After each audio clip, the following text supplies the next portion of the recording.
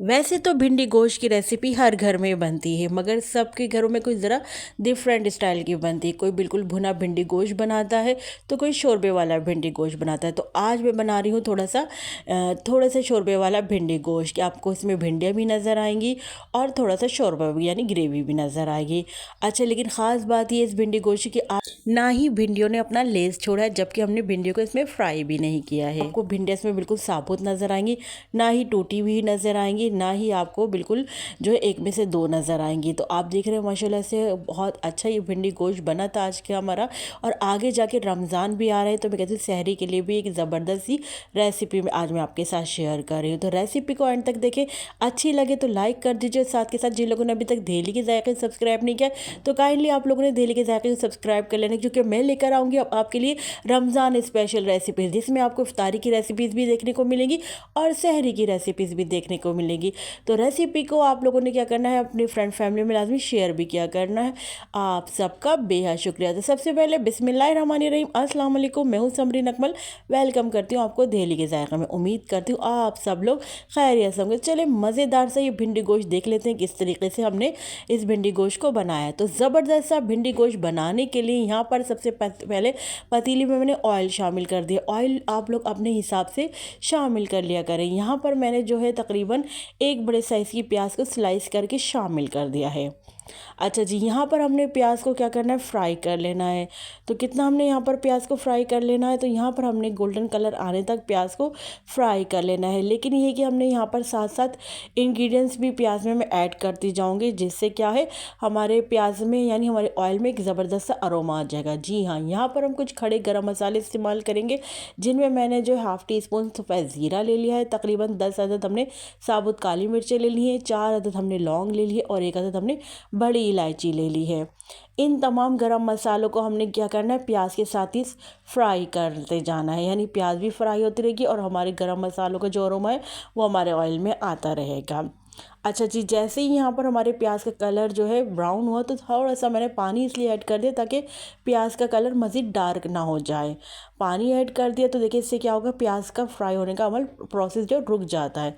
यहाँ पर एक छोटे साइज़ का मैंने टमाटर लेकर ना टमाटर को काट कर शामिल कर दिया है। टमाटर को यहाँ पर अच्छे से हमने मिक्स कर लेना है, इससे क्या होगा टमाटर आपका सॉफ्ट भी हो जाएगा।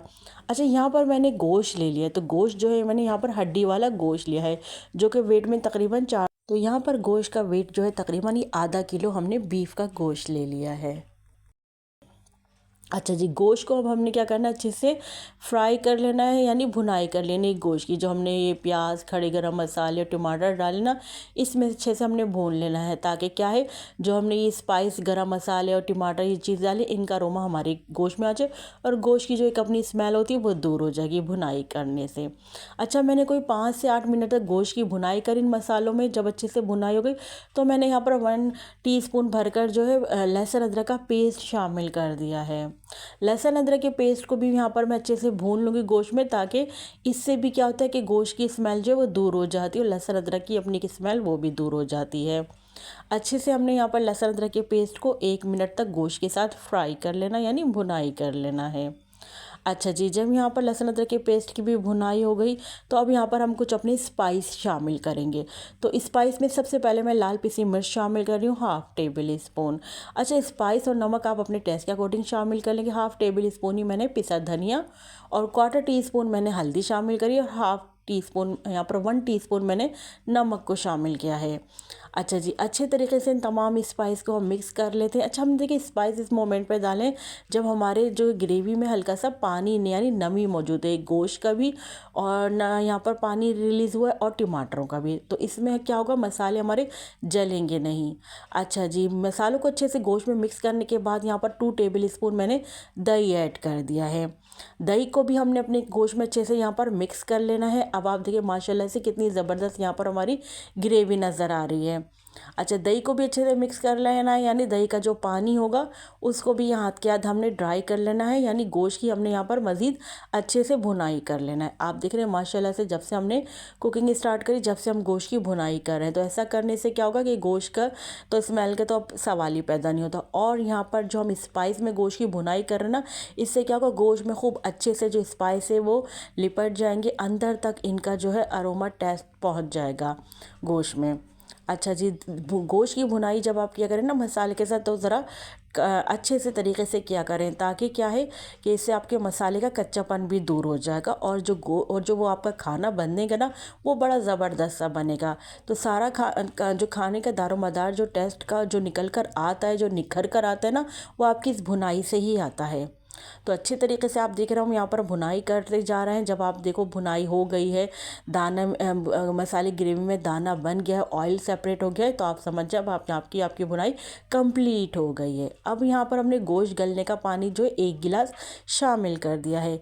कवर लगा के रख देंगे यहाँ पर हम गोश्त को गलने के लिए तकरीबन 45 मिनट्स तक के लिए। तो मिलते हैं हम आपसे 45 मिनट्स बाद। अच्छा जनाब, यहाँ पर गोश्त को पकते हुए 45 मिनट्स हो गए थे, यहाँ पर गोश्त हमारा गल चुका है। तो अब हम यहाँ पर बारी आ जाती है भिंडियाँ शामिल करने की। तो यहाँ पर तकरीबन मैंने कोई आधा पाव भिंडियाँ ली थी, जिनके मैंने जो है हेड एंड टेल को काट लिया था, और वॉश करके मैंने यहाँ पर भिंडियों को शामिल कर दिया है। अच्छा, यहाँ पर भिंडियों को मैंने ऑयल में बिल्कुल भी फ्राई नहीं किया है, इसको हमने जस्ट ऐसे ही वॉश करने के बाद इनको हमने पतीली में शामिल कर दिया है।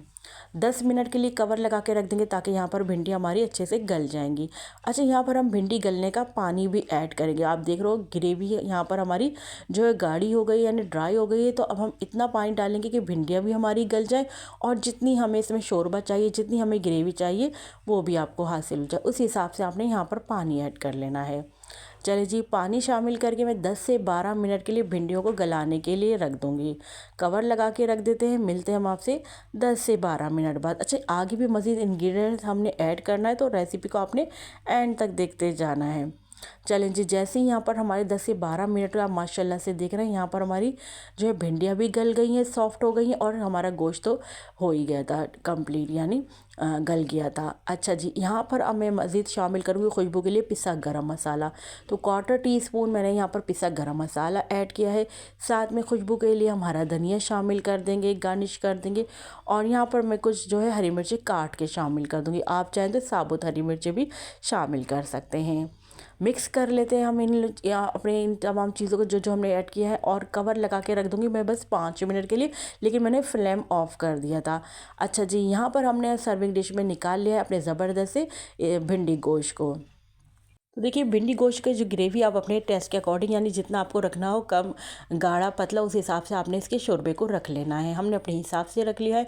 अच्छा भाभी, देखिए इस गर्मा गर्म भिंडी गोश्त को जब आप जो है सहरी में चकोर पराठे के साथ, बलदार पराठे के साथ खाएंगे, यकीन करें मैं तो कहती हूँ बहुत ही मज़ा आएगा आपको सहरी में इस भिंडी गोश्त के साथ। और अगर आप लोग आम रूटीन डेज़ में बनाना चाहते हैं, तो भी इसको आप घर की चपाती के साथ खाएँ, पराठे के साथ खाएँ, फिर तो बहुत ही मज़ा आएगा। रूटीन में भी शामिल करिए आप भिंडी गोश्त को, और आप लोग सहरी के लिए भी आप इसको डाउनलोड कर सकते हैं। आई होप मेरी आज की रेसिपी आप लोगों को पसंद आई होगी। रेसिपी अच्छी लगे तो प्लीज़ रेसिपी को अपने फ्रेंड फैमिली में लाजमी शेयर भी किया करें। आप सबका बेहद शुक्रिया, और मुझे प्यारे से कमेंट देना हरगिज़ मत भूलिएगा। मुझे आपके प्यारे से कमेंट का इंतज़ार रहेगा। तो चले चलती हूँ, क्योंकि मैं आप लोगों के लिए इसी तरह मज़े मज़े की यमी यमी रेसिपी लेकर आप लोगों की खिदमत में हाजिर होती हूँ। जब तक के लिए मुझे समरीन अकमल को दिल्ली के जायके से इजाज़त दीजिए। अल्लाह हाफिज़।